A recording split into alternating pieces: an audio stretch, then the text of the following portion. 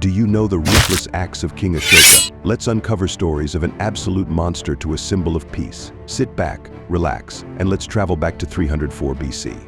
Alright, picture this: the Mauryan Empire is celebrating the birth of a new royal baby. His name? Ashoka. His mother holds him lovingly, while his father, Emperor Bindusara, felt grossed out by the looks of this baby Ashoka. But here's the kicker: Bindusara doesn't see much of a future for Ashoka. See, he already has another son, Sushima, from another wife, and Sushima's his top pick for heir. Plus, Ashoka's mom was a commoner, while Sushima's mom was a noble. So, yeah, no contest there. Fast forward a bit, Ashoka grows up and well, he's not exactly what you'd call a looker. He's short, kind of chubby, and has a weird skin condition.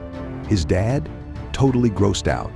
Bindusara is convinced Sushima's the man for the throne. But what Ashoka lacks in looks, ugly, he makes up for in brains and charisma. He knew he wasn't the favorite, which is why he turned out the way he did. Ashoka gets the royal treatment and education. As he gets older, his dad sends him out to govern parts of the kingdom and deal with rebellions. His first gig, governing the area of Ujjain. He crushes it. Then he gets sent to Taxila to handle a rebellion, and surprise, he's a natural military leader. The emperor's ministers start noticing that Ashoka's got serious skills, but Bindusara still teams Sushima. Then, in 273 BCE, the emperor falls ill and is on his deathbed. Sushima is off fighting some rebellion, so Bindusara calls for him to hurry back to be crowned emperor. The ministers, though, they've had enough of Sushima and decide they prefer Ashoka. They lie to Bindusara, saying Sushima too sick to come. They suggest making Ashoka the temporary emperor. Legend has it, Ashoka declares, if the throne is rightfully mine, the gods will crown me. And just like that, Bindusara dies and Ashoka is crowned emperor. When Sushima finally returns, he's led into a trap and dies a horrible death. Ashoka? He goes on a rampage, killing all his other brothers except one he kinda likes, just to make sure he's got no competition. And so, in 268 BCE, Ashoka is officially crowned emperor, but he turns out to be an absolute tyrant ruling with fear and brutality. There are endless stories of his cruel acts. For example, he once ordered his ministers to cut down every flowering tree, and when they couldn't do it, he chopped off their heads himself. Another time, he was so disgusted by the women who lived with him like secondary wives that he burned them all to death. And his palace? It was filled with the worst torture devices imaginable. So much so that they called it Ashoka's hell. One of the most notorious stories is about his palace filled with torture devices. Imagine burning pits, fire chambers, molten metal for pouring down throats, spiked walls and ceilings for impaling, rotating blades for chopping off body parts, and iron hooks for hanging.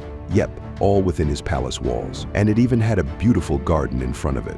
Absolutely, let's dial up the drama. But here's the twist: Ashoka isn't remembered as a monster. He's known as Ashoka the Great, one of India's greatest rulers. How? Enter 262 BCE and the kingdom of Kalinga. Ashoka always dreamed of outshining his ancestors. His grandfather failed to conquer Kalinga, so he set his eyes on this tiny kingdom of Kalinga. Ashoka takes an army of 600,000 infantry, 30,000 cavalry, and 9,000 war elephants and attacks Kalinga. Even though Kalinga was outnumbered, they refused to yield, which led to a massive massacre. They didn't stand a chance. After winning over them, when Ashoka stepped into the battlefield, what his eyes witnessed changed him. The ground spread with blood, over 100,000 dead, rotting corpses, grieving women searching for the dead. Blood and the screams of women weren't new to him, but seeing it on a larger scale horrified him. For the first time, he felt deep remorse. This moment changes Ashoka. He abandons his warlike ways and embraces Buddhism. He erects pillars across his kingdom with edicts promoting peace and respect for all. No more war, just peace and prosperity. Ashoka just wasn't into conquering new lands anymore. His urge to add to his territory had pretty much disappeared. He uses the empire's wealth to build shelters, plant fruit trees, and provide clean water. His reign brings decades of peace and prosperity. Ashoka even spreads Buddhism beyond India. And when India gained independence in 1947, they chose Ashoka's chakra for the flag, a symbol of his lasting legacy.